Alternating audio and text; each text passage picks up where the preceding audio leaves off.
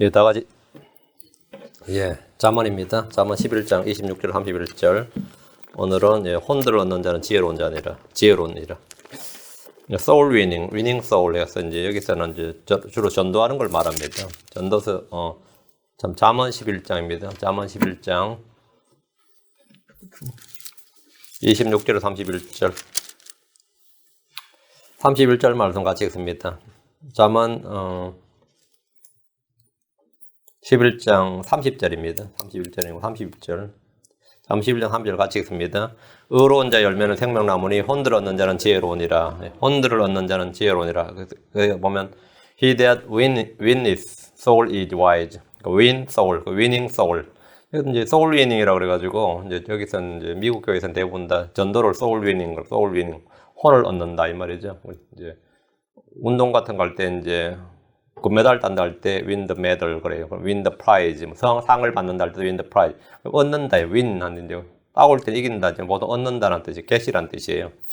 이제 그래서 win the soul 하면 혼을 얻는다.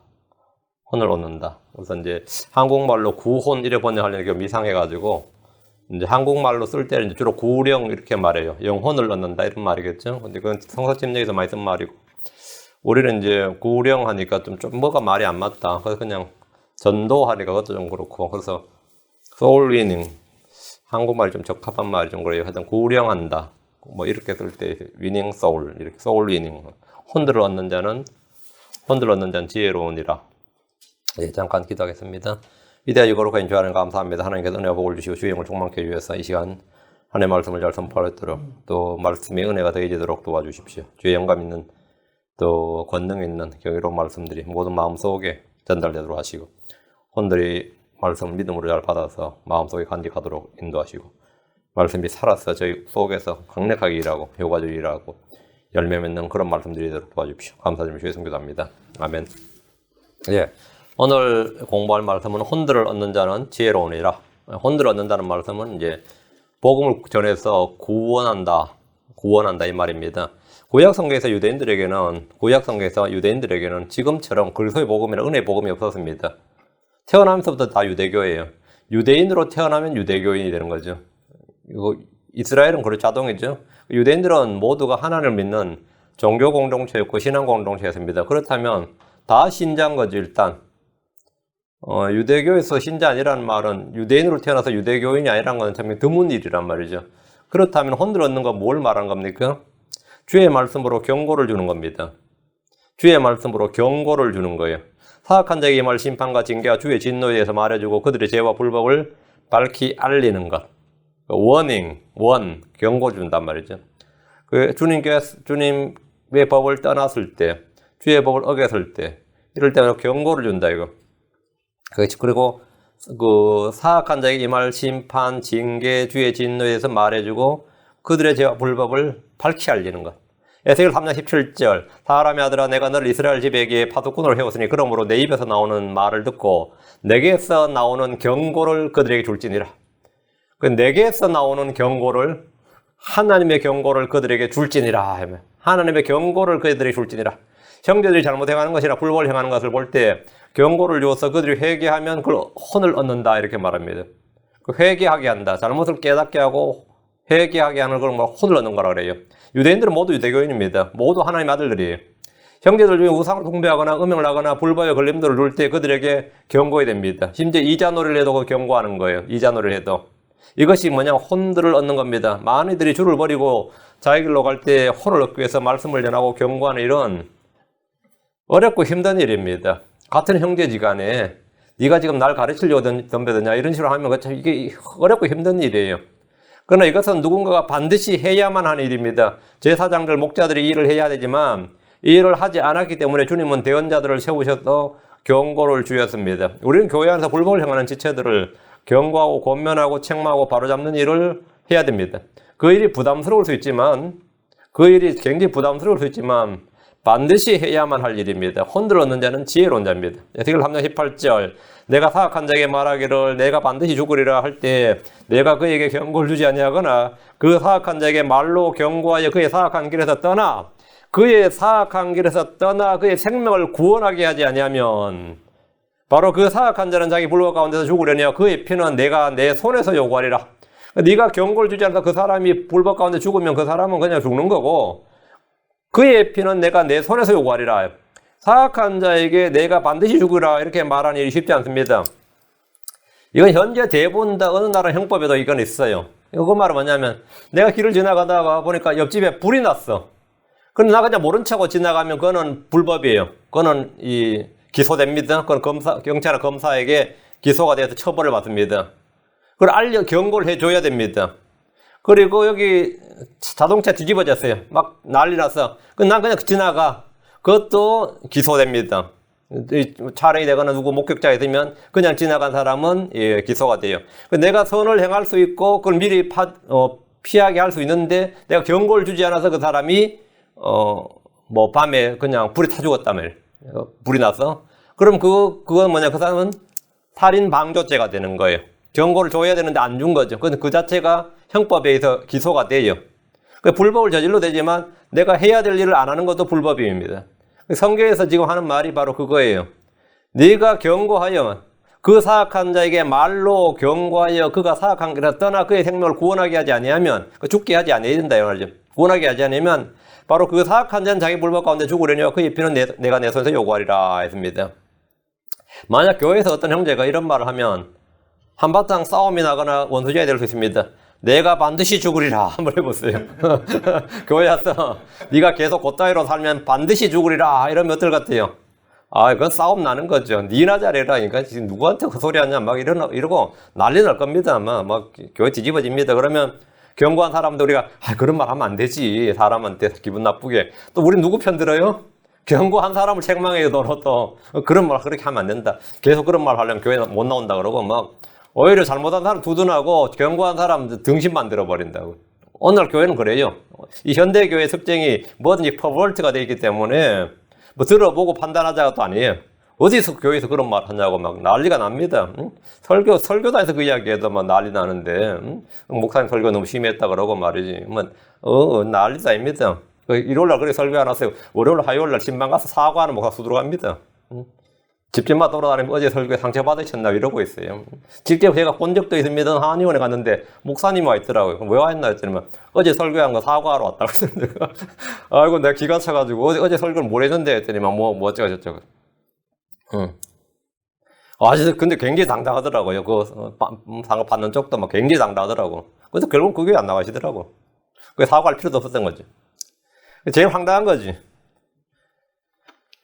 근데 이렇게 경고를 줘서 그의 생명을 구원하게 하지 않으면 그는 죄 가운데 자기 불법 가운데 죽습니다. 주님은 그의 피를 경고하지 않은 나에게 요구하신다고 합니다. 대언자 예레미야는 혼을 얻기 위해서 주의 말씀을 전했습니다. 그러나 그 일은 너무나 힘들고 어려웠던지라 내가 다시는 그분에 대해서 언급하지 않겠다고 결심을 했습니다.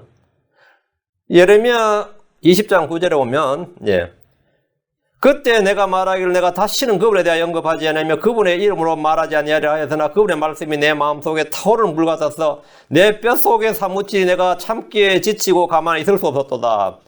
그러니까 내가 다시는 그분에 대해서 언급하지 않으려고 그러는데 주의 말씀이 속에서 타오르는 불 같아서 참을 수가 없었다는 겁니다. 이것이 혼들 얻는 사람들, 지혜로운 자들의 특징입니다. 주의 말씀이 마음속에 가득하기 때문에 쏟아내지 않을 수가 없는 겁니다. 주의 말씀을 전하지 않으면 참기에 지치고 가만히 있을 수가 없었다 이거예요. 욥기 30장 18절에 20절에 내게는 말할 내용이 가득하며 내 안에는 영이 나를 강권하는도다. 내 안에 있는 영이 나를 강권하는도다. 보라 내 배는 구멍 없는 포도즙통 같으며 세 부대까지 터지려 하는도다. 내가 말을 하여야 시원할 터인즉 내 입술을 열어 응답하리라. 내 속에 말할 내용이 가득해서 뭐라요? 말하지 않을 수가 없었다 이거예요. 이렇게 해서 말하는 걸 뭐냐면 전도라 그래요. 억지로 짜내가지고 하는 말이 아니라 속에서 내가 이 주의 사랑이 나를 강권하고 주의 말씀이 주의 영이 내 속에서 강권해서 내가 말하지 않을 수가 없다. 내 속에서 뼛속에 사무쳐서 참기 가만히 있을 수가 없었다. 말씀이 내 속에 불타오르는 것 같았다. 그래서 너 이대로 살다 죽으면 지옥 간다. 그런 뭐라 그게 전도라고요.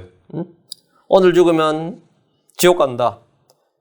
주 예수를 믿으라. 회개하라. 이렇게 말하는 게 전도란 말이지. 주의 영과 주의 말씀이 속에 가득한 사람들은 가만히 있질 못합니다. 대부분 교회에서 전도한다 그러면 우리 교회 나와보세요. 교회 좋아요. 이런 식으로 전도를 할 정도는 전도가 아닙니다. 그거는 앵벌이 짓이에요, 그거는. 그거는 전도가 아니에요. 그 주 예수 그리스도를 믿어라, 이렇게. 예수를 믿습니까? 예수를 믿어라. 만약 우리가 짓지 못하는 개처럼 잠잠하고 잠든 파수꾼들처럼 조용하다면 그 책임은 우리에게 있다요. 우리는 먼저 복음을 전해 들은 자들로서 복음을 전해줄 의무와 특권이 있습니다. 우리는 복음에서 모두에게 빚진 자들입니다. 빚을 졌다 이 말은 뭐냐? 그것을 갚아야 할 의무가 있다는 겁니다. 복음 선포는 의무입니다. 다가올 지옥과 심판에 대해서 침묵한다면 그는 살인 방조자와 다를 바가 없습니다. 주께서 제가 3장 19절 20절 그런데 내가 그 사악한 자에게 경고를 주었으되 그가 자기의 사악한 행위와 자기의 사악한 길에서 돌이키지 아니하면 그는 자기 불법 가운데서 죽으려니와 너는 내 혼을 건졌느니라. 또한 의로운 자가 자기 의에서 돌이켜 불법을 행할 때에는 내가 그 앞에 걸려 넘어지게 하는 것을 두리니 그가 죽으리라. 내가 그에게 경고를 주지 아니하였으므로 그는 자기 죄 가운데서 죽고 그가 행한 의는 그의 의는 기억되지 아니하려니와 그의 피는 내가 내 손에서 요구하리라. 그러니까 경고하지 않으면 경고를 주지 아니하였으므로 내가 그에게 경고를 주지 아니하였으므로 경고를 주었지만 듣지 않는 것은 나의 책임이 아닙니다. 경고를 주지 않아서 그 사람이 망하는 것은 물론 그 사람 불법과 죄로 그 사람 죄로 망한 거지만 그 사람에게 경고를 주지 않아서 망하는 것은 뭐냐? 나의 책임이다. 나에게 책임이 있다 이거예요.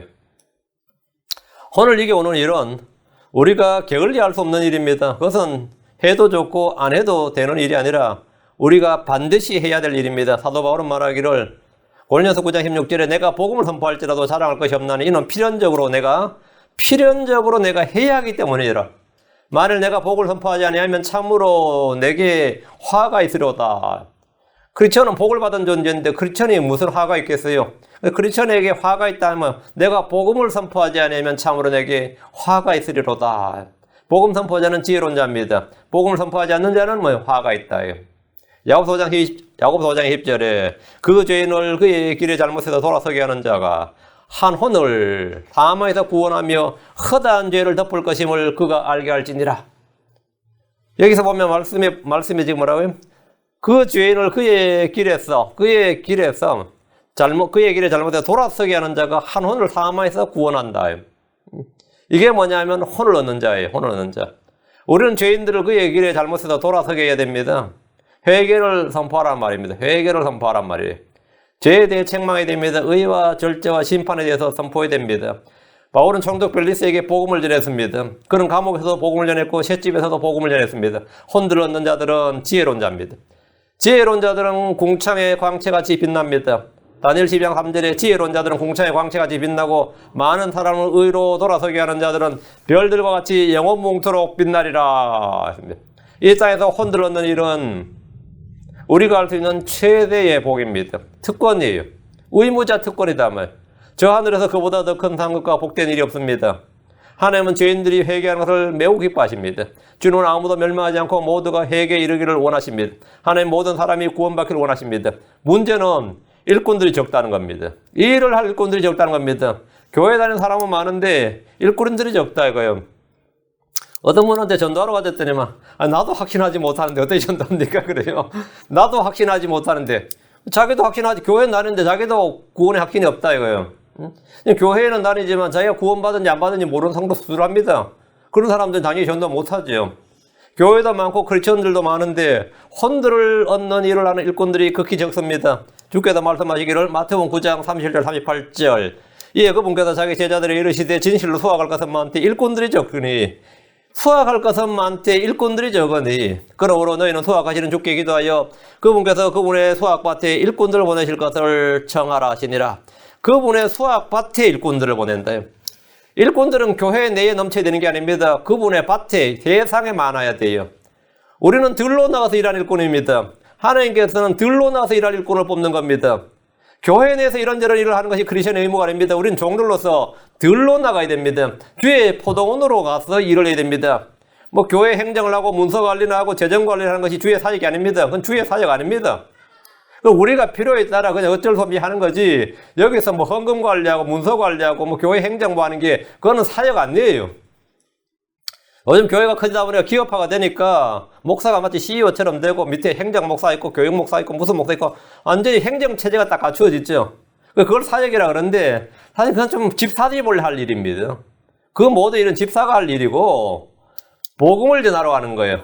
모두 복음을 전하러 가는 거지. 전도를 나누어주고 죄인들에게 복을 선포하고 지옥과 심판, 주의 오심을 경고한 일이 크리스천들이 해야 할 사역입니다. 초대 예루살렘 교회에서 사도들이 교회에서 재정장구나 만지고 여름 수련회 일정이나 짜고 앉아 있었다면 그 꼴을 한번 상상을 해보세요. 베드로와 요한, 야고보가 모여가지고 이번 여름 수련회 일정 짜고 말이죠. 장소 알아보고 뭐 이러고 있었다고 한번 생각해봐요. 이번 주 헌금은 얼마고 얼마 써야 되고 이런 거 맨날 감론을 하고 있다. 그게 상상이 됩니까? 황당한 일이죠. 요한복음 4장 35절에 너희가 말하기를 아직 넉 달이 남아있고 그 뒤에 소화할 때가 이른다 하지 아니하였느냐. 보라 내가 너희에게 이르노니 너희 눈을 들어 밭들을 보라. 그것들이 이미 희게되어 수확하게 되었도다. 보통 황금결 물결이라고 그러죠. 황금빛 물결이라고 하죠. 그때가 수확할 때입니다. 그게 이제 넘어서 그때도 때를 놓치면 희게 되는 거예요. 희게 됐다는 말은 곧 쓰러지는 겁니다. 그게 이제 벼나 밀이나 이런 게 희게 됐다 그러면 이미 거의 끝난 거예요. 그건 쓰러집니다. 황금빛에서 희게 됐다는 말은 그럼 이제 쓰러져서 밭에 그냥 수확을 못 하는 거예요. 썩 없어지게 된 거죠.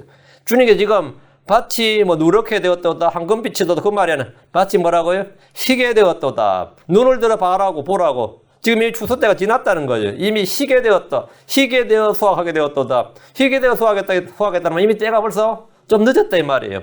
지금 안 거둬들이면 그냥 다 쓰러져서 땅에 그냥 저거 되는 거예요. 그러니까 지금 밭은 희게 되어 수확할 때입니다. 일꾼들이 밭으로 나가지 않으면 희게 된 곡물들은 모두 다 쓰러지고 썩어져 없어질 겁니다. 밭이 황금빛의 노란 물결이 아니라 희게 되었다는 것은 이미 수확의 시기가 넘었다. 지금 굉장히 급박하다 이거예요. 지금 들러 나가야 될 일이 급하고 일꾼은 적고 그래서 하나님께 기도해야 되는데 교회 성도는 전부 다 앉아서 자기들끼리 모여서 그 내에서 서로 놀고 침묵해하고 단합해하고 뭐하고 모여고 이런 데만 다 가 있어요. 밖에는 쓰러지든 자빠지든 상관없다 이거예요. 우리끼리 하면 되지. 우리끼리 잘 노면 되지. 지금이 바로 그런 때입니다. 혼들 얻기 위해서 우리는 때를 얻든지 못 얻든지 얻지 못한지 말씀을 선포해야 됩니다. 경고하고 돌이키게 해야 됩니다. 회개하지 않으면 멸망합니다. 회개하지 않고 망하는 것은 그 사람의 책임입니다. 에스겔 33장 9절에 그럼에도 불구하고 내가 그 사악한 자에게 그의 길에 대하여 경고하고 그 길에서 돌이키게 하였으되 회개하시오 이렇게. 그 일에 대해서 불법을 시인하고 회개하시오 이렇게 그 길에 대해서 돌이키게 하였으되 그가 자기 길에서 떠나 돌이키지 아니하면 그는 자기 불법 가운데도 죽으려니와 너는 내 혼을 건졌느니라. 너는 내 혼을 건졌느니라. 우리는 혼을 얻는 자가 되어야 됩니다. 의로운 자 열매는 생명나무입니다. 지혜는 것을 붙잡는 자에게 생명나무입니다. 소원이 이르면 그것은 생명나무입니다. 건전한 혀는 생명나무입니다. 자, 그럼 본문을 봅니다. 11장으로 와서 곡식을 움켜쥐는 자는 백성이 저주할 터이나 곡식을 파는 자의 머리에는 복이 있으리라. 곡식을 움켜쥐는 자는 백성이 저주할 터이나 곡식을 파는 자의 머리에는 복이 있으리라. 흩을지라도 여전히 불어난 일이 있다는 말씀대로 의는 뿌리면 뿌릴수록 늘어납니다. 의를 뿌린 자에게는 확실한 보상이 있습니다. 주께서 대갚아 주십니다. 쓰면 쓸수록 불어난다는 말은 뭔가 이상해 보이지만 일상에서 통용되는 자연의 법칙입니다. 쓰면 쓸수록 뭐라고요? 쓰면 쓸수록 불어난다. 몸도 쓰면 쓸수록 뭐죠? 근육이 늘어나고 강해집니다. 몸도. 우리 정신도 마찬가지예요. 계속 TV나 보고 영화나 보고 있는 사람은 뇌 세포도 뇌 근육도 떨어져요. 근데 계속해서 생각하고 계속해서 책을 읽고 뭔가를 계속 풀어나가려고 하면 뭡니까? 당연히 에너지가 많이 소모되고 뇌 근육도 활발해집니다. 뭐든지 마찬가지. 몸만 그런 게 아니라 머리도 마찬가지예요. 일부러 그런 걸 찾아서 해야 됩니다. 일본 애들이 만화를 엄청 좋아해요. 일본 사람들이. 일본은 거의 모든 전문 서적도 만화로 된 게 많습니다. 전문 서적조차도 그 문화가 그래요. 전문 서적 만화로 된 게 많은데, 그래서 일본 젊은 애들이 자기들도 뇌가 썩어 들어간다는 걸 느끼는 거예요. 지금 일본에 굉장히 유행하는 게 뭐냐면 어른들, 직장인들이 수학을 공부하는 겁니다. 그 어른들이 하는 수학이라는 책이 있는데 그게 굉장히 종류 많아요. 어른들이 이제 학교 다닐 때 수학을 안 했는데 어른들이 돼서 이제 수학을 푸는 거예요. 어른들이. 그러니까 이게 옛날에 몰랐던 것들을 알게 되고 이게 놀라운 거예요. 놀라운 거죠. 한국 사람도 여러분 어른 돼서 수학책 펴놓고 있어요.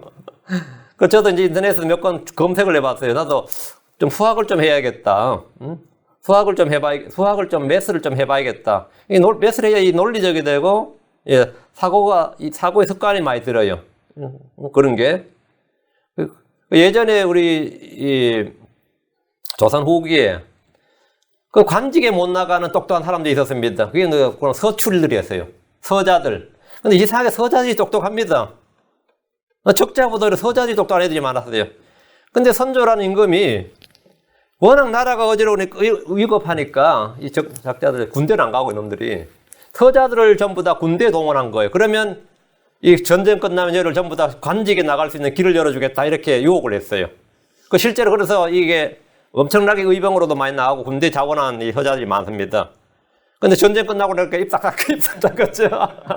전쟁 끝나자마자 입 싹 닦아온 거예요. 어디 감히 장서의 구별이 적서의 구별이 분명하거늘 뭐 이러면서는 그냥 완전히 유림도 입을 닦아버렸어요. 그런 일이 있었습니다. 그 사람들이 뭐 해요? 아무리 뭐 그들에게 경제는 뭐죠? 사서삼경이죠. 그럼 아무리 읽어봐요. 저 관직도 못 나갈 거고 할 거 보니까 이 청나라에서 나온 사안학을 공부한 겁니다. 그때 사안학이 뭐냐면 여러분이 아마 보통 인문계 고등학교 다니는 사람 잘 모를 겁니다. 사안학이라 그래가지고 그 애들이 미분적분을 공부했어요. 그래도 한자로 된. 근데 이걸 공부해보니까 기가 차는 거예요. 이거는 뭐 이 문과 책 그 경전 읽는 거하고 차원이 다르다. 삼각형 그려놓고 원형을 그리고 계산하고 하는데 이야 이게 막 딱딱 풀려 나가는 거 보니까 이 서자들 사이에서 막 이 폭발적으로 인기 끌었던 게 그 사안학입니다. 사안학이. 여러분도 머리가 잘 안 돈다 싶으면 사안학을 공부해요. 근데 성경 읽는 것도 괜찮아요. 쓰면 쓸수록 불어난다는 말은 몸에도 해당되고 머리에도 해당되는 겁니다. 예. 이거는 자연의 법칙이네.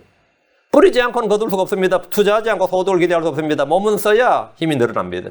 전도서 11장 1절 2절에 내 빵을 물들 위에 던지라. 여러 날 뒤에 내가 그것을 찾으리라. 7에게도 또 8에게 몫을 주라. 무슨 재앙이 땅 위에 임할지 내가 알지 못하느니라. 우리는 걱정하지 않고 뿌려야 됩니다. 곡식을 움켜쥐는 자는 백성이 저주한다는 말은 베풀기를 거절하고 인색하고 이기주의자들에 대한 경고입니다. 물을 대는 자는 자기도 물을 받습니다. 베푸는 자는 주께 시도 받고 빵도 받고 열매도 늘어나게 됩니다. 곡식을 움켜쥔다는 말은 독과점, 매점 매석을 해서 이익을 극대화하는 일종의 상술입니다. 지금 막 시중에서 막 물품이 부족해 죽겠는데 뭐 누군가 싹 걷어들여가지고 창고에 딱 가둬놓고 안 내는 거죠. 그 가격이 폭등하면 그때 싹 푸는 거죠. 이것도 독과점이지. 매점 매석이란 말이죠. 그 요즘 이걸 다 그 법으로 금지하고 어느 나라 상법에 사는 건 다 금지합니다. 그래도 뭐 가능하다면 싹 매점 매석해서 이익을 왕창. 그럼 백성들이 다 저주하죠. 곡식을 움켜쥐는 자는 뭐라 백성이 저주할 터이나 말이에요. 이 세계 곡물 시장도 태국이 쌀을 세계에서 지금 제일 많이 수출할 겁니다. 태국이나 뭐 베트남, 필리핀 이런 나라들이 쌀 수출액이 많고 뭐 밀 수출도 어느 나라에 많고 이럴 때 세계 4대 곡물상이 있어요. 이 세계 4대 곡물상이 곡물을 싸그리 걷어들여가지고 전 세계에 그걸 배분하는 겁니다. 전 세계. 전부 다 나라마다 수출 수입이 자유로운 것 같은데 이 사실은 이 곡물상, 뭐 석유상, 이 거대 상인데 이런 사람들은 뭐 빌 게이츠나 뭐 애플의 뭐 잡스나 이런 거하고는 재산의 비교 자체가 안 됩니다. 이런 사람들의 재산은 아예 포브스에 아예 뜨질 않아서 그렇지 이런 사람들의 재산, 뭐 무기상, 석유상, 곡물상 무슨 이런 거 이런 사람들 이런 그 재산은 뭐 진짜 천문학적이에요. 이런 사람들이 전부 다 이걸 관리를 하는 거예요. 얼마에 팔고 얼마에 받고 이런 거를. 곡식 움켜쥐고 있는 거죠. 그 사람들 한번 농간을 부려버리면 어느 나라에는 곡식 인플레이션이 일어나는 겁니다. 반대로 완전히 폭등하기도 하고. 곡식 움켜쥔다는 말은 자기 이익만 추구한다는 말인데 우리가 일을 해서 돈을 버는 목적은 선을 행하기 위해서입니다. 우리가 돈을 버는 것은 이익을 취하기 위해서가 아니라 선을 행하기 위해서요. 궁핍한 자를 in need. 필요한 자, 궁핍한 자를 돕기 위해서 일하는 겁니다. 우리는 부자가 되기 위해서 일하는 것이 아닙니다. 성경에 labor not to be rich. 부자가 되려고 수고하지 말고 내 자신의 지혜에서 떠날지어다. 부자가 되기 위해서 일하지 말고 내 자신의 지혜에서 떠날지어다 이랬습니다. 잠언 28장 20절에 신실한 자는 복이 넘치려니와 속히 부자가 되려 하는 자는 무지하지 아니하리라. 잠언 28장 22절에 급히 부자가 되려 하는 자는 악한 눈을 가졌으므로 궁핍이 자기에게 임할 줄을 깊이 생각하지 아니하느니라. 급히 부자가 되려고 일하지 말고 급히 부자가 되려고 하지는 말라 해요. 그건 악을 궁핍이 임하고 악이 떠나지 않는다. 악한 눈을 가졌다 했습니다. 성경은 부자가 되려고 일하거나 속히 부자가 되려는 자들의 경고를 하는 겁니다. 우리는 노동의 목적이 부자가 되는 것이 아니라 주의 영광을 위해서 주의 기쁨을 위해서 선을 행하기 위해서 긍휼을 베풀고 나누어주기 위해서 궁핍한 자를 돕기 위한 것입니다. 우리는 돈을 사랑해서 일하는 것이 아닙니다. 우리는 주를 섬기는 자들이지 만몬을 섬기는 자들이 아닙니다. 우리는 주를 따르는 자들이지 자기 배를 섬기는 자들이 주를 따르는 자들이지 자기 배를 섬기는 자들이 아닙니다. 곡식을 움켜쥐는 자는 만몬을 섬기고 자기 배를 섬기고 자기 배가 그들의 하나님인 사람들입니다. 곡식을 움켜쥐는 자는 백성이 저주할 터이나 양식이 없을 때에 좀 더 가격을 올리기 위해서 물건을 창고에 쌓아두고 장사하는 분들이 있습니다. 최대 이익을 얻기 위해서 곡식을 움켜쥐는 겁니다. 이와 달리 복음의 씨, 말씀의 씨를 가지고 있지만 움켜쥐고 아무에게도 말하지 않는 사람들이 있습니다. 우리는 씨를 뿌린 농부처럼 말씀을 뿌려야 됩니다. 우린 장사하는 사람들처럼 부지런히 말씀을 나눠줘야 됩니다. 곡식을 파는 자의 머리는 복이 있으리라. 곡식을 팔아서 복을 받은 사람은 요셉입니다. 그는 7년 동안에 풍년이 있을 때 곡식을 저장해 두었다가 7년 대기근에 있을 때 곡식을 팔았습니다. 모두가 기근으로 죽게 됐을 때 요셉이 판 곡식으로 인해서 백성들이 살았습니다. 요셉은 이집트의 구원자였습니다. 그런데 성경에서 말하는 곡식을 파는 자 이 말은 사실 거저주는 겁니다. 이사야 55장 1절에 오호 목마른 모든 자들아 너희는 물로 나오라 돈 없는 자도 오라 너희는 와서 사먹되 이랬죠. 바이라고 되어 있어요. 돈도 내지 말고 값도 치르지 말고 말며 포도주가 젖을 사라. 돈 안 내고 사는 게 어떤 게죠? 돈 안 내고 살려면 노동으로 때워야지. 돈 안 내고 살려면 몸으로 때우는 거죠. 그밖에 없죠. 너희는 와서 사먹되라고 하시면서 주님이 돈도 내지 말고 값도 치르지 말고 사라고 그러셨어요. 이건 공짜란 말입니다. 값을 치르지 말고 살려면 파는 이도 돈을 받지 말아야 되는데 주님은 말씀하시기를 누가복음 6장 34절 35절에 너희가 어떤 자들에게 받기를 바라며 빌려주면 무슨 감사를 받겠느냐? 죄인들도 준 만큼 다시 받으려고 죄인들에게 빌려주느니라. 오직 너희는 너희 원수들을 사랑하고 선을 행하며 아무것도 바라지 말고 빌려주라. 받기를 바라지 말고 빌려주라. 그럼 빌려주는 거예요? 그냥 주는 거예요? 그냥 주는 거죠. 그리하면 너희 보상이 클 것이요 또 너희가 가장 높으시니 아이들이 되리니 그분께서는 감사하지 아니하는 자와 악한 자에게 친절하시니라. 이 받기를 바라지 말라는 것은 그냥 주라는 말입니다. 주님은 값없이 주라, 거저 주라고 하시면서 이것을 판다, 빌려준다고 하십니다. 이는 주께서 값을 치르셨기 때문입니다. 주께서 우리를 대신해서 모든 값을 다 지불하셨습니다. 주께서 선을 행한 자들에게 보상과 영광으로 다 갚아주십니다. 계시록 21장 6절 17절 또 내게 이르시되 다 이루어졌도다. 난 알파 오메가요 시작과 끝이라. 내가 목마른 자에게 생명수유의 샘에서 값없이 주리라. freely 값없이 주리라 합니다. 20장 17절 성령과 신부가 말씀하시기를 오라 하시는도다. 듣는 자도 오라 할 것이요 목마른 자도 올 것이요 또 누구든지 원하는 자는 값없이 생명수를 취하라. 내가 값없이 주리라 값없이 취하라 했습니다. 이제 우리는 값없이 나누어주는 자입니다. 너희가 받았으니까 거저 받았으니 거저 주라. freely given freely give입니다. 27절 부지런히 선을 구하는 자는 호의를 얻으려니 해악을 구하는 자에게는 해악이 말이라. 부지런히 선을 구하는 자는 호의를 얻습니다. 이 말씀은 주께 호의를 입는다는 말입니다. 요셉이 간수의 눈에 호의를 입었습니다. 사무엘은 자라면서 주와 사람들에게 호의를 입습니다. 에스더는 왕에게 호의를 입었습니다. 선한 사람은 호의를 베풀고 빌려줍니다. 주를 찾는 자는 주의 호의를 입습니다. 잠언 8장 35절에 누구든지 나를 찾는 자는 생명을 얻고 주의 호의를 얻으리라. 주님으로부터 호의를 얻는다. 페이버를 얻는다. 주의 호의를 얻으리라. 주의 수 그리스도를 구하고 찾으십시오. 금을 찾듯이 은을 찾듯이 감추어진 보물들을 찾듯이 주를 찾으면 그분을 만나게 됩니다. 신명기 4장 29절에 그러나 만일 내가 거기서 주 내 하나님을 찾으면 내 마음을 다하고 내 혼을 다하여 그분을 찾으면 만나리라 했습니다. 역대상 28장 9절에도 내가 만일 그분을 찾으면 만날 것이로되 내가 만일 그분을 버리면 그분께서 너를 영원히 버리시리라. 예레미야 29장 13절에 또 너희가 너희 마음을 다하여 나를 찾으면 나를 찾고 나를 만나리라. 주를 찾는 자는 뭘 얻는다? 호의를 얻는다. 생명을 얻는다. 부지런히 선을 구하는 자는 호의를 얻습니다. 선한 사람은 주의 호의를 얻습니다. 안을 얻는 자는 주의 호의를 얻습니다. 사람을 꾸짖는 자는 혀로 아첨하는 자보다 나중에 더 많은 호의를 얻습니다. 주께서 호의를 베푸시는 사람이 누구냐? 선한 사람, 주를 찾는 자, 부지런히 선을 구하는 자. 그다음에 사람을 꾸짖되 뭐라고요? 아첨하는 자보다는 꾸짖는 자가 더 많은 호의를 얻는다. 해악을 구하는 자에게는 해악이 맙니다. 하만은 유대인들을 멸하려는 해악을 꾸몄습니다. 자기와 자기 집안을 멸망에 빠뜨렸습니다. 성도들은 언제나 악을 구하지 말고 선을 추구해야 됩니다. 우리는 악을 구하지 말고 선을 추구해야 된다. 28절 자기 재물을 신뢰하는 자는 넘어지려니와 의로운 자는 나뭇가지처럼 번성하리라. 자기 재물을 신뢰하는 자는 넘어지려니.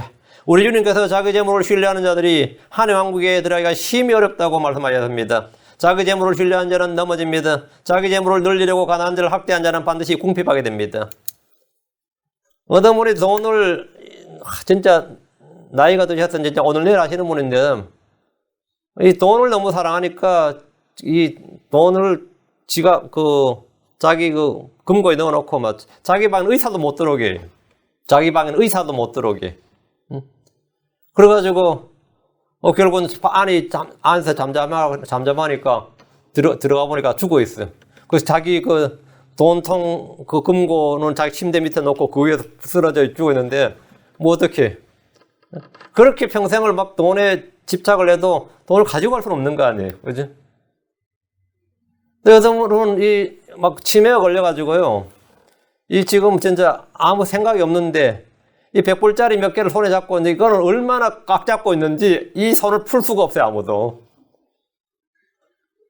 그 노인 손을 젊은 사람이 풀 수가 없어요.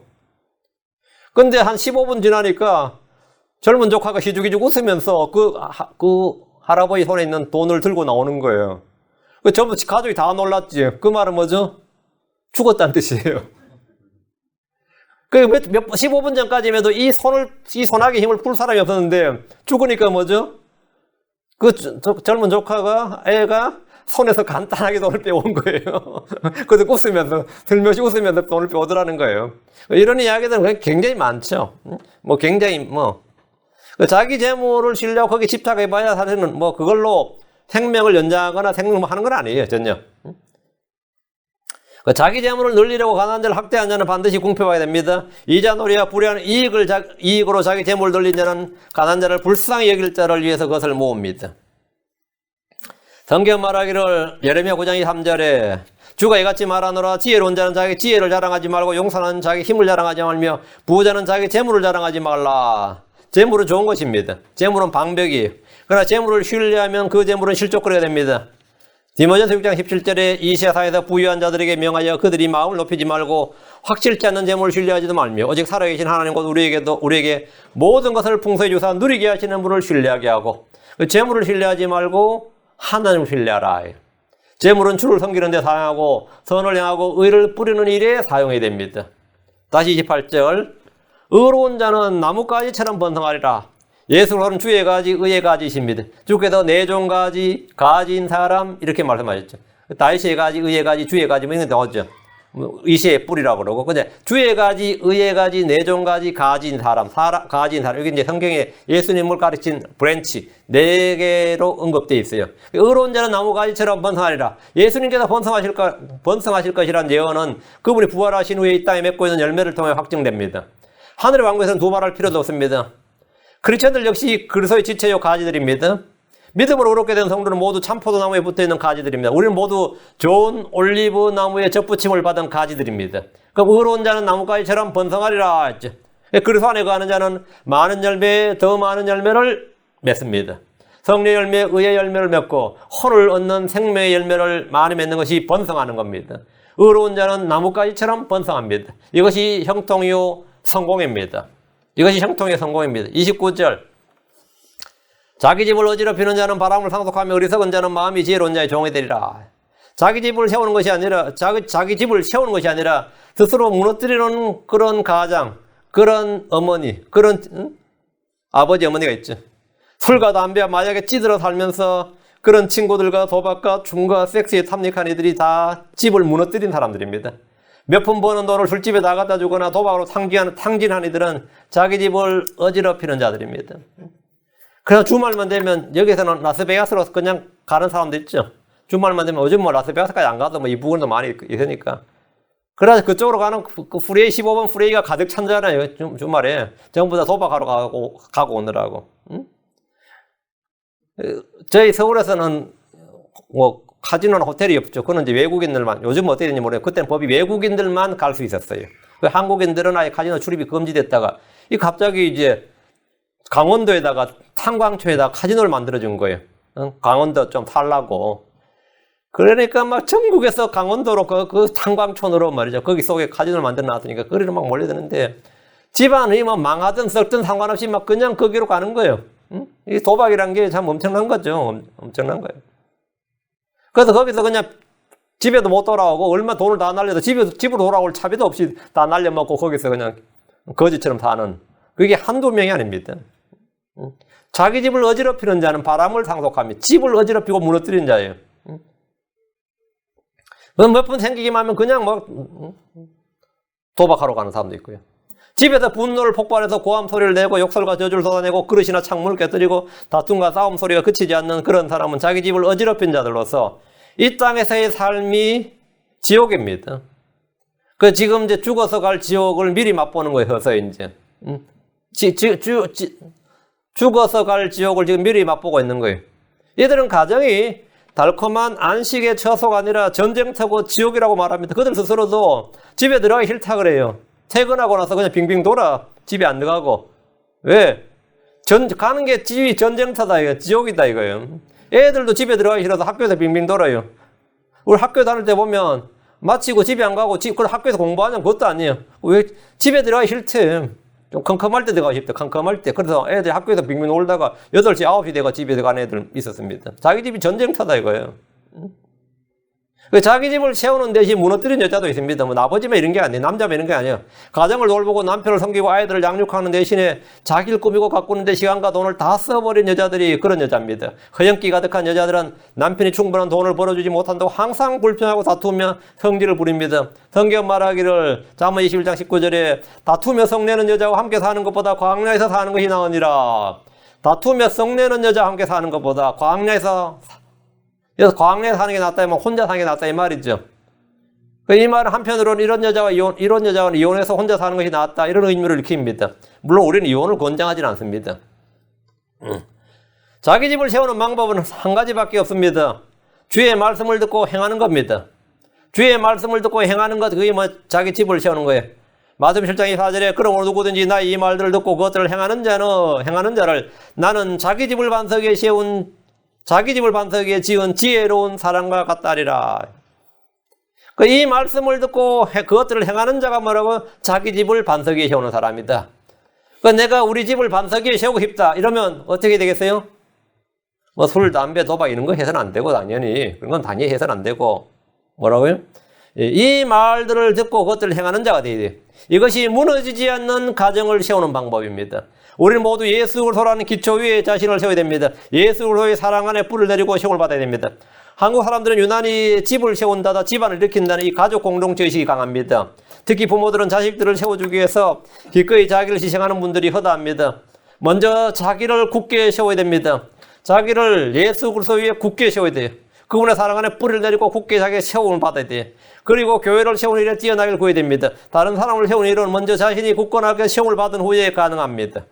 에베소 3장 17절에 믿음을 통해 그리스도께서 너희 마음속에 거하게 하시고 또 너희가 사랑 안에 뿌리를 내리고 틀을 잡아 너희가 뿌리를 내리고 틀을 잡아라 이거예요. 골로새 2장 7절 그분 안에 뿌리를 내리고 그분 안에서 뿌리를 내리고 세워지며 가르침을 받은 대로 믿음 안에 굳게 서서 그 안에서 넘치도록 감사하리라. 이렇게 하면 뭐가 되냐? 가정이 집이 굳게 세워진다. 세워져. 이런 사람은 자기 집을 구원합니다. 이런 사람은 자기 집을 굳게 세웁니다. 주를 대적하는 자는 자기 집을 무너뜨리는 자입니다. 다시 29절.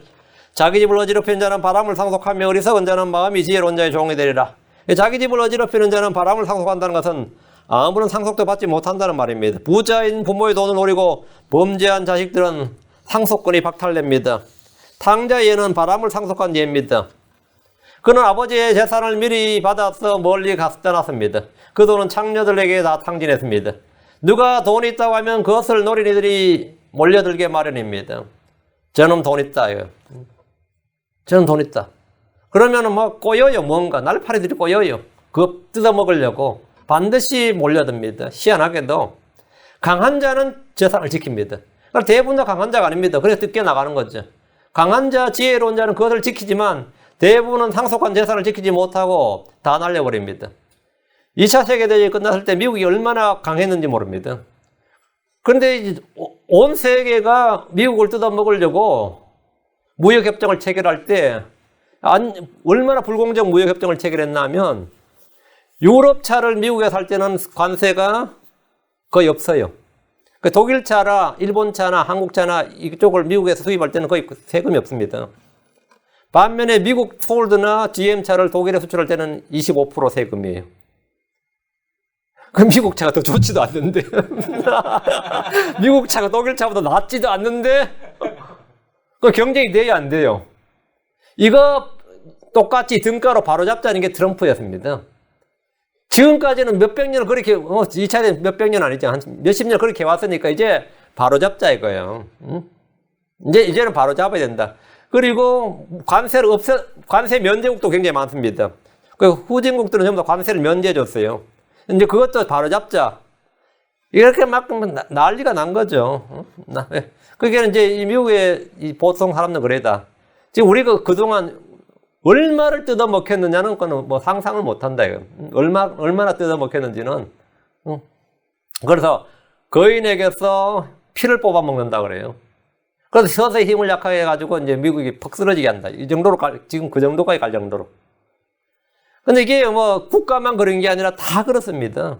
전부 다 그거 뜯어먹으려고 말이죠. 기업이 있으면 기업을 뜯어먹으려고 얼마나 많은 단체들이 있으면 환경단체니 무슨 단체니 해가지고 얼마나 덤벼드는지 모릅니다. 그거 뜯어먹으려고. 그래, 한국말에 부불삼대란 말이 있어요. 그게 뭐냐. 부자는 3대가 지속되지 못한다 이 말입니다. 부자가 3대를 가지 못한다는 말은 세습된 재물을 지키는 것이 얼마나 힘든지를 보여주는 거예요. 그 재물을 지키는 것이 그렇게 힘들다 이거예요. 의가 없는 소득은 더욱 지키기 어렵습니다. 성경 말하기를 시편 127편 1절에 주께서 집을 세우지 아니하시면 그것을 세우는 자들의 수고가 헛되며 주께서 도시를 지키지 아니하시면 파수꾼에 깨어있음이 헛되도다. 주께서 집을 세우지 아니하면 뭐라고요? 그것을 세우는 자들의 수고가 헛되다. 주께서 도시를 지키지 아니하시면 파수꾼에 깨어있음이 헛되도다. 우리는 다 그래서 우리가 무언가를 지킨다는 게 우리 힘으로 될 일이 아닙니다. 우리는 반석 위에 자기를 세우고 자기 집을 세우는 자가 되어야 됩니다. 파괴하는 일은 쉽습니다. 도시를 무너뜨리는 일도 쉽습니다. 온 산을 불태우는 일도 쉽습니다. 그죠? 이 건물을 지으려면 어렵지만 이 건물을 무너뜨리는 건 쉽습니다. 간단한 성냥 한 겹이면 돼요. 그러나 세우는 일은 결코 쉽지가 않습니다. 세우는 일은 쉽지 않아요. 29절 어리석은 자는 마음이 지혜로운 자의 종이 되리라. 이스라엘은 어리석게 행했을 때 주변 민족들의 종이 되었습니다. 마음에 하나님 아는 지식이 없을 때 포로가 되었고 망했습니다. 그들이 주를 섬기고 주를 아는 지식이 없을 때 주변 민족들은 이스라엘의 종이 되어서 공세를 바쳤습니다. 지식이 있을 때 주변 민족들이 이제 이스라엘 종이 되어 공세를 바쳤습니다. 다윗이나 솔로몬 시대가 바로 그런 시대였죠. 주변 나라들은 다 그들의 종이 되었어요. 그럼 우상을 숭배하고 주를 버렸을 때 그들은 반대로 종이 되었습니다. 우리가 죄를 지을 때 우리는 죄의 종이 됩니다. 육신을 따라 행할 때 우리는 부패의 종이 됩니다. 주를 알지 못할 때 우리는 마귀의 종이 됩니다. 반대로 복음을 믿고 주를 알 때 그는 의의 종이 됩니다. 성경 말하기를 로마 6장 16절 너희 자신을 누구에게 종으로 내어주어 순종하게 되면 너희가 순종하는 그 사람의 종이 되는 줄 너희가 알지 못하느냐. 혹은 죄의 종으로 사마에 이르고 혹은 순종의 종으로 의에 이르느니라. 우린 죄로부터 해방되어 의의 종이 되었습니다. 로마 6장 18절 이로써 죄로부터 해방되어 의의 종이 되었느니라. 우리는 하나님께 종이 되었습니다. 로마 6장 22절 그러나 이제는 너희가 죄로부터 해방되고 하나님께 종이 되어 거룩함에 이르는 너희의 열매를 얻었으니 그 끝은 영존한 생명이니라. 성경 말하기를 고린도서 7장 3절에 주께서 값을 치르고 너희를 사셨으니 너희는 사람들의 종이 되지 말라 했습니다. 어리석게 행하면 누군가의 종이 됩니다. 주를 아는 지식이 없다면 우리는 쉽게 속습니다. 세상에는 속이는 자들이 너무나 많습니다. 성경은 마귀를 저 속이는 자로 말합니다. 마귀의 종들은 부패의 종들이며 사람이 그들에게 정복되면 속박됩니다. 베드로후서 4장 19절에 그들이 저들에게 자유를 약속하나 자신들은 부패의 종이 되었으니 사람이 누구에게 정복되면 바로 그 사람에게 속박되느니라. 우리는 누구의 종이 되어서는 안 됩니다. 주께서는 우리에게 자유를 주었습니다. 주께서는 우리에게 자유를 주었어요. 갈라디아서 5장 1절에 그리스도께서 자유로 우리를 자유롭게 하였으니 그러므로 그 자유 안에 굳게 서서 다시는 속박의 멍에를 매지 말라. 이 갈라디아서 5장 1절은 한국의 그 초대 대통령이었던 이승만 박사가 죽을 때 한 유언입니다, 이게. 이 하와이에서 죽을 때 유언을 남기는데 갈라디아서 5장 1절을 읊었어요. 그리스도께서 자유로 우리를 자유롭게 하였으니 그러므로 그 자유 안에 굳게 서고 다시는 속박의 멍에를 매지 말라. 사람이 죽을 때 그 사람의 본질이 드러납니다. 그래서 제가 그 양반 유언이 이거였다는 말 듣고 그 사람 진짜 훌륭한 사람이었구나. 물론 뭐 역사적 평가가 굉장히 다르지만 죽을 때 이런 말을 유언으로 할 수 있는 사람이면 그 사람은 굉장히 훌륭한 사람이에요. 굉장히 훌륭한 사람이에요. 많은 사람들은 열받아 하지. 공사는 안 됐다고 열받아 하죠. 30절입니다. 의로운 자의 열매는 생명나무니 혼들 얻는 자는 지혜로우니라. 의로우신 분 예수님은 생명의 열매를 맺으셨습니다. 그분은 생명나무십니다. 그분의 가지들은 우리는 생명의 열매를 맺어야 됩니다. 생명나무는 에덴의 동산 중앙에 있던 나무인데 누구나 그것을 먹으면 영원히 삽니다. 사람은 생명나무 대신 먹으면 죽게 되는 선악을 알게 한 나무 열매를 먹었습니다. 마귀는 사람에게 선악과를 먹도록 유혹했습니다. 여자는 마귀에게 속았습니다. 아담은 속지 않았지만 여자가 주자 먹었습니다. 에덴의 낙원한 가운데 있던 생명나무는 예수님을 예표하는 나무입니다. 예수님은 죽으심을 통해 많은 열매를 맺으셨습니다. 부활은 생명의 열매입니다. 주 예수님의 생명은 믿는 자들 안에 생명을 줍니다. 생명의 열매입니다. 생명나무란 생명을 주는 나무, 생명을 열매로 맺는 나무입니다. 복음은 생명을 줍니다. 성령은 생명을 줍니다. 주의 모든 말씀은 믿는 자들의 생명의 빵이고 생명의 음료입니다. 사람을 구원하는 일은 생명을 건지는 일입니다. 혼들을 얻는 자는 지혜로우니라. 복음을 전해 혼을 구하는 자를 성경은 지혜로운 자라 그럽니다. 그렇지 못한 자는 어리석은 자입니다. 진실한 증인은 혼들을 건집니다. 잠언 14장 25절에 진실한 증인은 혼들을 건지거니와 속이는 증인은 거짓말을 하느니라. 진실한 증인. 우리는 예수 그리스도의 증인입니다. 내가 그리스도의 증인이라면 혼들을 건진다요. 혼들을 건지고 흔들렀습니다. 복음을 전하십시오. 그 말씀 자체에 능력이 있는 겁니다. 내게 능력이 있는 게 아니에요.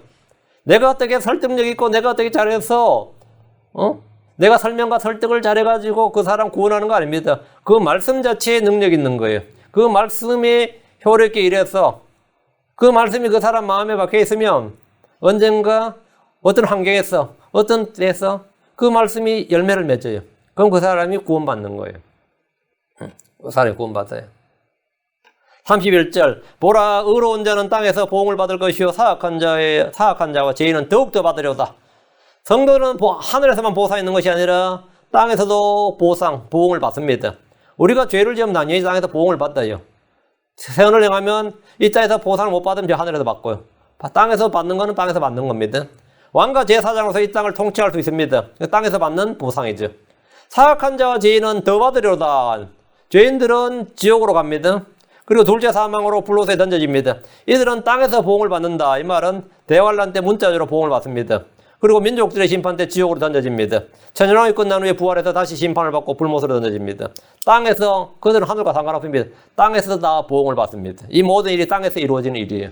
땅에서 들어 지옥으로 불못으로 땅에서 보응을 받는 더욱더 그리하다. 더욱더 받으려다. 이 사실을 참 알지 못한 채 인생을 그냥 열심히 부지런히 사는 사람도 있죠. 인생을 열심히 부지런히 사는 사람들. 자기가 죽은 후에 어디로 갈지도 어떻게 될지도 알지 못한 채 그냥 열심히 그냥 힘들게 열심히 그러고 하는 말에 나는 부끄러울 것이 없이 살았다. 나처럼만 살아 이런 분도 있어요. 근데 죽어보니 지옥이다 그러면 얼마나 황당하겠어요. 우리가 그걸 아는 사람들은 뭐 해야 되냐? 전해야 됩니다.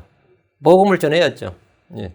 복음을 전하고 근데 이제 우리 같이 이제 복음을 전한 사람이 그 사람하고 열심히 안 살아. 그럼 그 사람이 이렇게 니나 잘 살아라 그래요.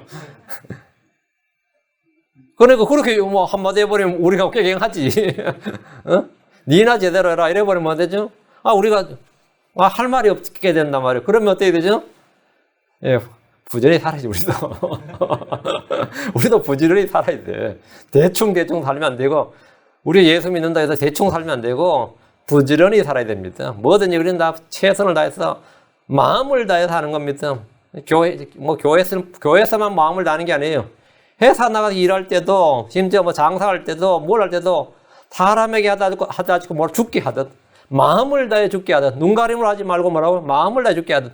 이건 크리스천들의, 이건 노동관입니다. 우리는 무엇이든지 진실하고, 무엇이든지 최선을 다해. 우리는 누가 본다고, 누가 감독한다고 최선을 다하는 게 아니라, 우리는 기본적인 마인드가 뭐냐, 최선을 다하는 거예요. 그것도 옳은 일에 최선을 다하자. 이거. 옳은 일에 최선을 다하자. 그래야지 그걸 다 인정해요. 그 사람들이 내가 이제 복음을 전하든 뭘 해도 인정을 하지. 아니면 니나 잘 살아라 그래. 니나 잘 살아라. 지도 안 먹히지. 혼들 얻는 자는 지혜로우니라. 우리는 이 혼들 얻는 것을 목표로 해서 삶을 모든 것을 뭐냐? 여기 포커스를 맞추고 내 삶을 전부 다 절제하고 거기 맞추 나가는 거죠. 그럼 여러분 그게 한 인생 잘 산 거예요. 그게 한 인생 잘 산 겁니다. 기도합시다. 위대하고 거룩한 주 하나님 감사합니다. 하나님께 은혜와 복을 주셔서 오늘 말씀을 선포했습니다. 선포한 모든 말씀에 기름 부어주시고 듣는 모든 혼들에게도 믿음으로 이 말씀과 잘 결합하도록 도우시기를 원합니다. 은혜 베풀어 주십시오. 오늘 온종일 주의 영을 충만케 해주시고 말씀이 더욱더 은혜롭고 풍성하게 영감 있게 또 권능 있게 전해지게 해주시고 듣는 모든 혼들이 즐거이 기쁨으로 말씀을 받게 해주시고 모든 말씀들이 이 말씀의 씨앗이 자라나서 열매를 맺게 해주십시오. 감사드리며 주의 성기도합니다. 아멘.